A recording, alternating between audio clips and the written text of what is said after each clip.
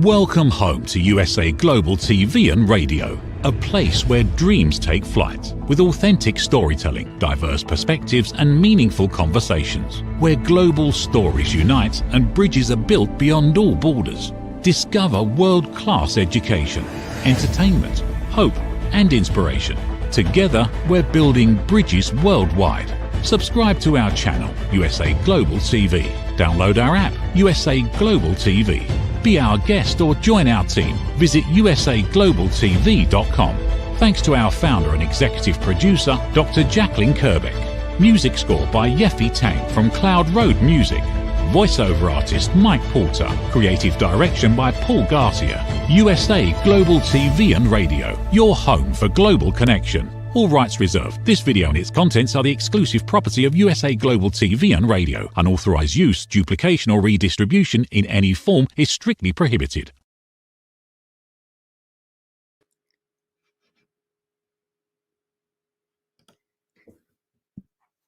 Hello, and welcome to another episode of Intentional Productivity Tips. I am Megan. I am your very favorite strategic productivity partner, and I want to thank you for spending time with me today, thinking and being intentional with your productivity. Today, we are going to connect productivity with project management, and we're going to talk a little bit about how to make projects succeed. Has anyone here ever worked on a project with a group of people and maybe run into some challenges? Can that be frustrating? And how does that work to get that project done? Not very well. So today I'm going to share with you 7 steps that I promise if you use will set your projects up for success when you're a project manager working remote or even working with a group of people. So that is our topic today. But before we get to that, I would like to welcome you to our USA Global and TV, I would like to welcome you to USA Global TV and Radio's YouTube network, where you are watching me. Please like, subscribe, comment, be notified when new episodes drop. You will find intentional productivity tips every Thursday afternoon at 2 p.m. Pacific time. Also, check out the other shows. There's a lot of great hosts and a lot of great information to help you become the best person that you want to be in your life. And isn't that what it's all about? It absolutely is. So let's get started. So as you know, and as I've mentioned multiple times, I have been a strategic productivity partner, your favorite, since 2014. But before that, I started working in operations and project management. For me, project management and productivity have kind of always gone together because there is a lot of information that we need when working with projects to be productive. And there's a lot of project information we can learn when we're looking at our own productivity. So today we're specifically going to look at 7 steps to delegation and accountability in group projects. Anytime you're working on a project with a group. And isn't that important? So today we are going to talk about 4 things surrounding these 7 steps, because I promise you, if you follow and use these steps, your projects are going to be completed with less stress. And isn't that what we're all about? So we're talking about 4 things today. We are going to talk about accountability that works. We're going to talk about 7 steps that deliver. We're going to look at watching. We're going to see the 7 steps in action. And then we're going to talk, make it happen, applying those 7 steps in your life. Because we know that great projects do not happen by accident. And we know when we are doing projects these days that there is more information, more access, and we need things faster than ever before. So we really want to look at what is the best way and why is it so important, right? How many times have you been asked by someone, hey, do you want to be a part of this project team? Now, when someone asks you that, what are your opinions or what is your response? Many people I work with are like, ugh, with other people. And then there are some people who are like, great, I love working with other people. So let's talk a little bit about how we can work together in projects to make sure that we're completing and getting done what we need. Why does it work, right? Why does it work to have 7 steps? And why is it important that we're intentional when it comes to project management and how we operate with each other, right? Why is it so important? Let's be honest, the remote reality. One of the reasons it's so important is because of the remote reality. I will be honest, I have aged myself before. I started working in project management in 1990s. Project management in the 1990s and working in the work world in the 1990s and in 2025, very different, right? We have more accessibility. We have the remote reality is we can work with people in multiple time zones, in multiple continents, in multiple countries, having never seen them. And we're expected to get work done and hand off a finished project like it's a beautiful symphony, right? So when we're doing that and knowing the reality of the remote world, add some complexity. So we want to look at it. How can we make it better? How, if we're working remote, if I'm working with someone in India right now, which I am, how can I make sure that both of our needs are being met so our project is being complete, right? Then we want to think about the challenge. The challenge in this day and age with project management absolutely can be distance, limited face-to-face time. Competing priorities. We know people have more that they're doing, especially there's been several years when I've been a freelance project manager. So I've had multiple clients and multiple projects running at the same time. Have you ever had that? We know that the challenge of remote work and working on projects can be the fact that we have distance and limited face-to-face. Maybe we've never seen them face-to-face before. Then we need to realize and ask ourselves another challenge is what is the project manager's role in a remote world, right? When we think about it, how has a project manager's world changed because of things like CRMs and productivity tools? We look at it and the project manager's role has changed. And we also, when we're thinking about remote projects and success, we need to think, how can we make sure we're going to be successful? What is a promise we can make to ourselves? And I'm going to say it's 7 steps that I'm going to share with you. If we look at the reality of the remote world, or we look at the reality of projects in today's world, this can happen with your face-to-face or if you're working in different countries. We know that there are challenges to working together on a project. So what we want to do is take control of those challenges from the beginning and be intentional. See, so this is how this is coming into productivity and intentional productivity tips. If we're intentional with our project management steps, it's going to save time and make us more productive. So let's look at the 7 steps. I'll be honest, I learned about these steps when I was, I can't remember the exact year. It was in the mid-90s when I was working in employment services for a company called Curtis & Associates. We were introduced to this theory and it was called the stewardship model at the time. I'm sure there's other names for it. There's other things. I liked the stewardship model. But the reason I'm bringing that up is I have used these steps for a very long time and they have worked. One of the reasons I'm bringing it up is we know the work world has changed a lot in the last 30 years. But we also know some things have stayed the same. And so that's why I want to introduce these specific 7 steps to delegation and accountability, because if we plan, if we perform, if we perfect, we're going to be able to make it happen. So let's look at what these 7 steps are. They start over here with align, assign, allocate, allow, assess, adjust, and accountable. So those are the 7 steps. Again, align, assign, allocate, allow, assess, adjust, and accountable. Now, I didn't create it, but I love the fact that they're all A's just because that works with my vibe. But it's important to think, what are these 7 steps and how can we look at them? So let's go ahead and break into them right now. So again, remember, the picture and the visual is we're working on a group project. It might be remote or it might be in person. How can we make sure we're going to be set up for success? So let's look at the 7 steps, what they are and why they work. So step 1, we identified with align. So we're going to talk through these 7 steps and I'm going to talk about 3 things. We're going to talk about what it is, why it is, and then we're going to share a project manager tip off because we know, or a project manager tip because we know sometimes as project managers, we love to have suggestions and tips. And this is specifically for us. So the first step in setting a project up for success, the first step must be align, right?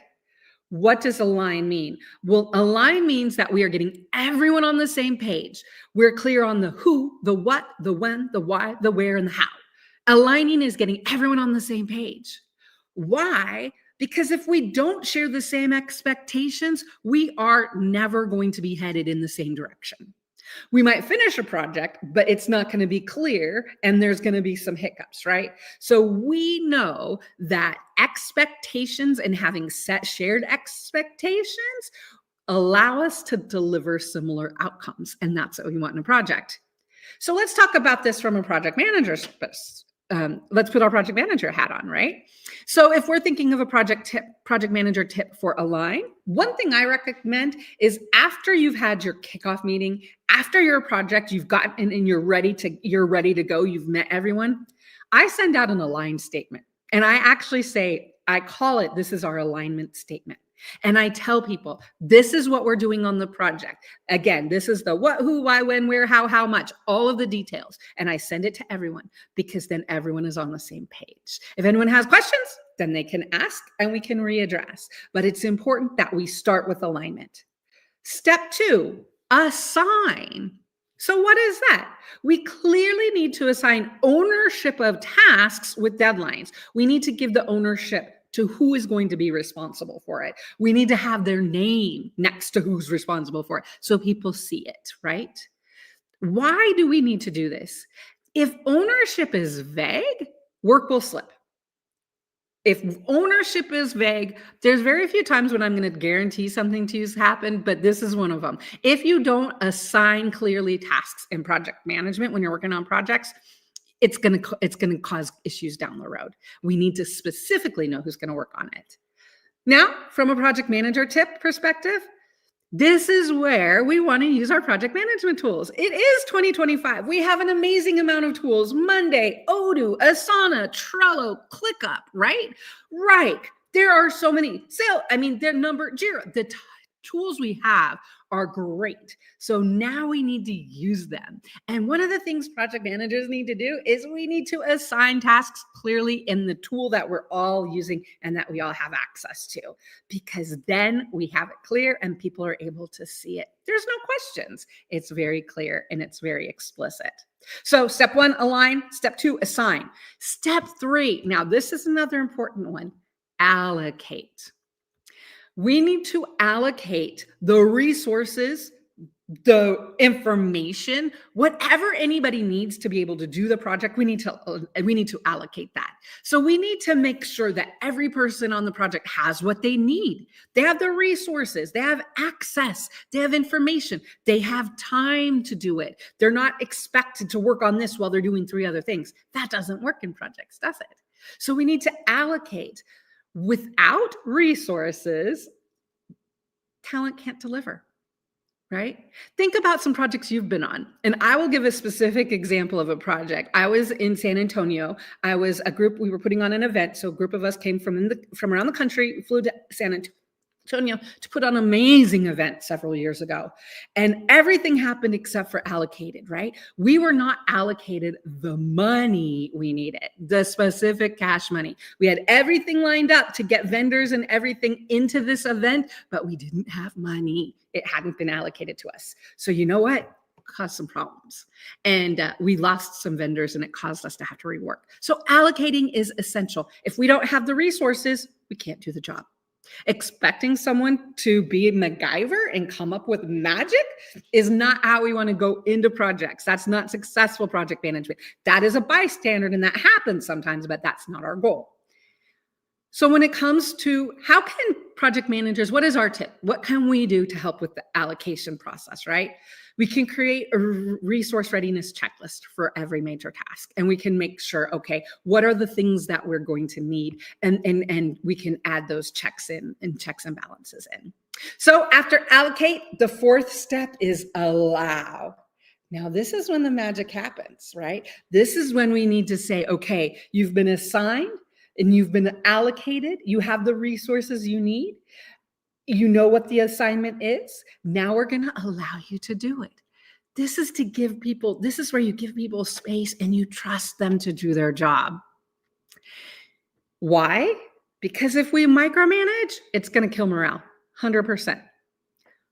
Now, project managers, let's talk heart to heart for just a second, right? Let's think about this. We know that as project managers, we're very curious people. We know as project managers, some might consider us control freaks. I don't. We know as project managers, we're very interested. And so sometimes step 4, allow, can be a challenge because that's where we need to hands off and just let them do what they're doing, right? And this is where, and why I'm spending so much time on it, project managers, is because this is where we can either build or we can reduce trust. So, and I've done this, and I'm sure others have. When it's at allow and people are working on the project, maybe we just poke them. How's it going? What you doing? How are you? Right? Don't do that. Don't do that, project manager. We want to allow them to do it, because if we say hands off and allow you to do it, what that's going to do is that's going to build trust with our teammates. And that's what we want to do.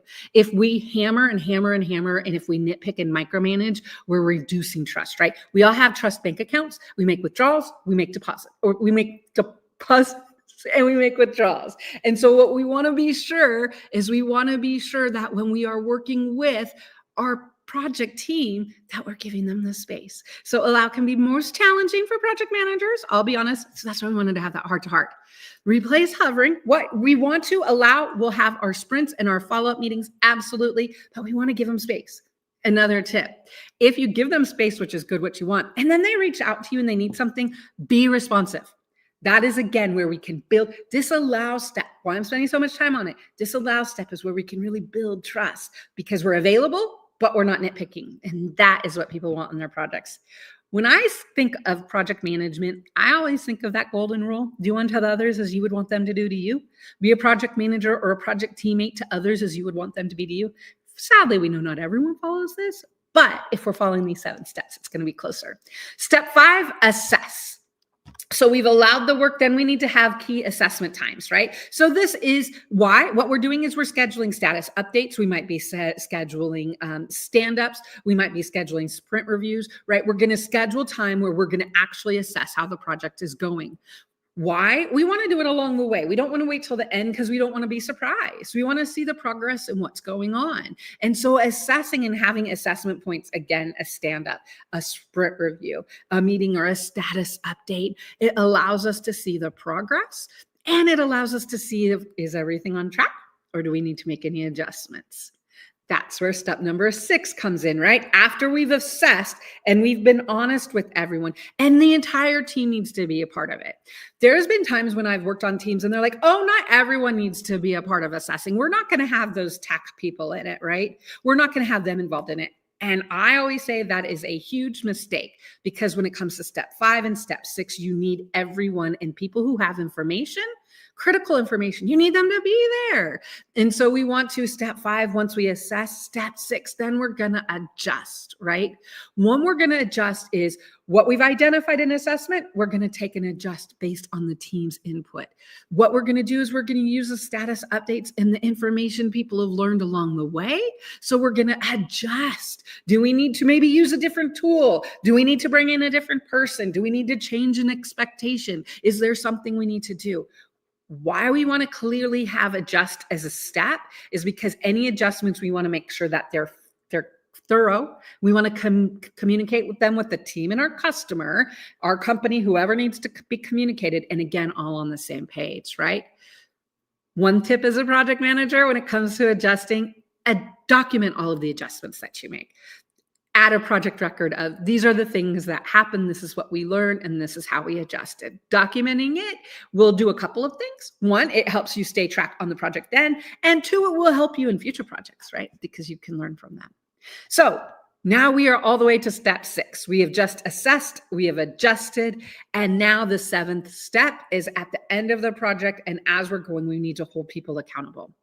What do I mean when I'm saying hold people accountable? And actually, I'm going to take a step back. I'm not just going to say people. We want to hold the project accountable. So what we want to do is we want to recognize what went well and celebrate. We want to identify gaps, and if there were things that didn't go well. Consistent accountability builds reliability and trust. What we're doing is we're holding the project accountable. Now, there's been several times when we get to the accountability stage, and I've had people who are like, oh, I don't want to go there. I'm going to get in trouble. When I'm saying accountability, I don't mean you're in trouble to the plank with you. That's not what we mean. We're saying we are now done with the project and we want to hold ourselves accountable. What went well? What can we learn? What can we do next time? And so that's why that 7th step is accountability. So if we look at it, again, the 7 steps, align, start with the clear goal and mission for everyone, assign, give people what they need to do the project, allocate, give them the resources, the money, the access, whatever they need, allow, give them the time. Then assess, how is it going? Adjust and hold the project and the team accountable for how you can be better next time and what went really well. Why is this so important? Clear delegation turns chaos into collaboration. And it's not just me saying it, the numbers say it too. Fact is, 50% less rework for teams comes with clear task ownership in a project, right? So teams do 50% less rework if they have clearly assigned tasks and ownership. Now, wouldn't you like to do less rework in a project? I know I would, because I don't enjoy it.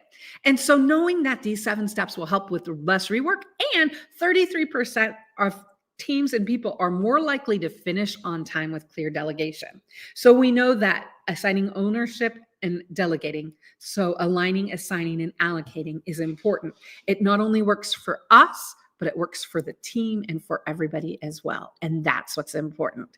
So what we want to do is let's look at this in action. So let's look at the 7 project steps in action. Let's look at a project, how the 7 steps were applied and how it was actually a useful thing.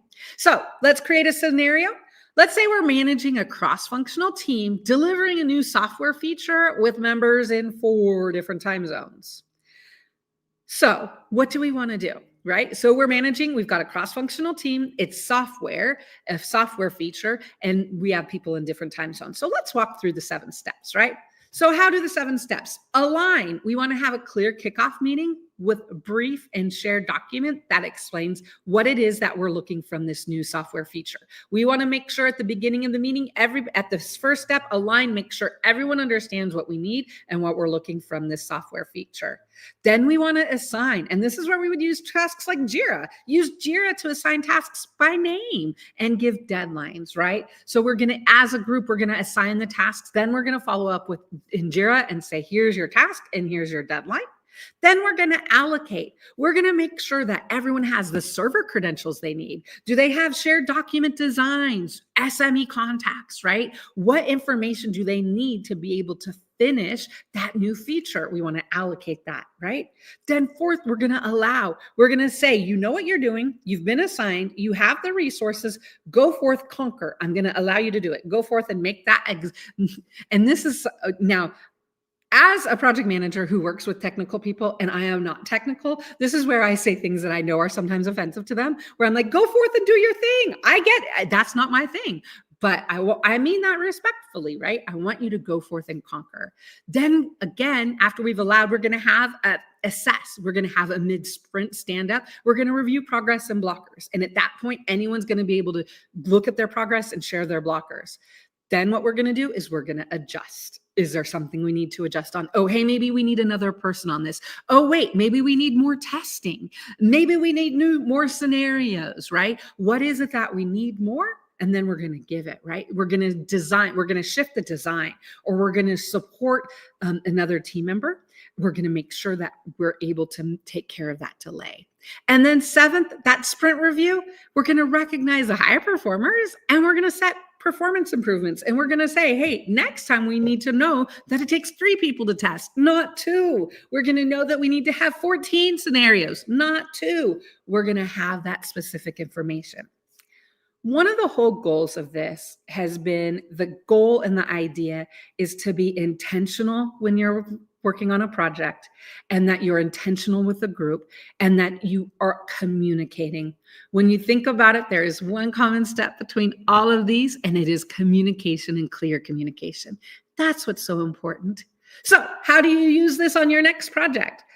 What I would say pre-project, add these 7 steps to your project management playlist or checklist or playbook. I would say during the project, keep the steps visible. And I actually have had a business card for a very long time. So I knew what those 7 steps were. Post-project, review where you follow the process. Again, talk about it. And then a professional tip is, the more remote and fast-paced the project, the more critical it is to follow each step, right? So the more remote that we are, and we know that time zones are impacted, it's more important that we follow these next steps. And I would say I learned that when I was working at Upwork. at the time lived in northern San Diego County. And so I was on the West Coast. I was the last person to work to close out the day out on the West Coast. And then I would start and hand off the day to somebody in Japan. And so one of the nice things that happened is we were able to use these 7 steps as a handoff to end one day and start the next. So when you think about it, making it happen and applying these 7 steps, it's about communicating clearly, and it's about being intentional, and it's making sure that everyone's on the same page. Because when you go back and look at projects, you can identify, were we all aligned? Did we know where we were headed with this? And there's going to be times when the answer is no, and we know that's where we need to start. I hope that this has been a useful and helpful process for you to think about these 7 steps. When we think about it, productivity isn't just about productivity. Productivity is how we operate everywhere, specifically and also in project management. And so that's why today I wanted to spend this time with you talking about these 7 steps. And I hope that they work for you. As every week, my goal is that you have one takeaway that you can incorporate into your life. And this week, I would hope it is to be intentional and to be in alignment when it comes to your projects. I am Megan. I am your very favorite strategic productivity partner. I want to thank you for being here with me today. I want to thank you for joining and taking this time to think about how can I improve myself? Because isn't that what this life is all about? You are watching me on Intentional Productivity Tips. I am on USA Global TV and Radio's YouTube channel.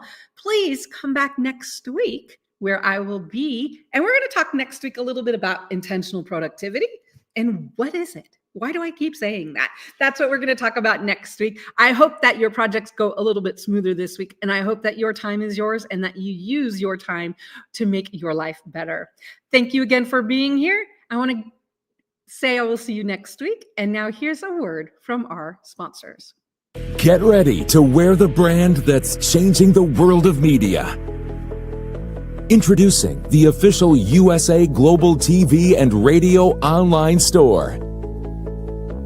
From our TV show hosts to our incredible global guests, you asked, we delivered. Rep your appearance with pride. Whether you've been on air, hosted a show, or tuned in, we have something just for you. Visit us at usaglobaltvradioshoп.myspreadshop.com and start shopping today. Check back frequently. We're dropping fresh new designs all the time. Showcase your role in our global community. These designs celebrate your voice, your story, your presence. It's more than just merchandise. It's a movement of hope, inspiration, education, and elevated listening. Head to usaglobaltvradioshoп.myspreadshop.com. Your spotlight awaits. USA Global TV and Radio. Elevate your style. Elevate the world. Thank you, viewers and listeners of USA Global TV and Radio, for joining us today. We're honoured to have your time and attention as part of our global community. At USA Global TV and Radio, we believe in the power of authentic conversations, meaningful connections, and creating a world of possibilities together. Want to be part of something bigger? Join our team of elevated listeners at usaglobaltv.com, a space where your voice matters and your ability to listen transforms relationships.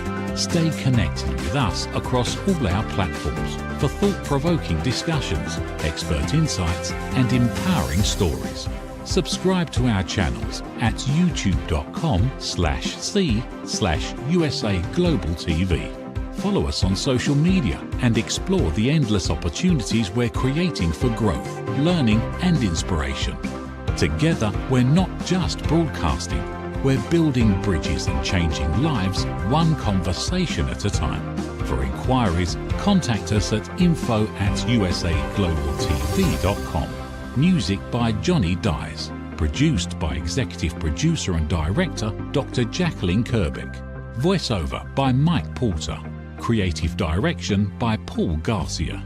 All rights reserved. Copyright 2025. Visit usaglobaltv.com to view our full terms and conditions.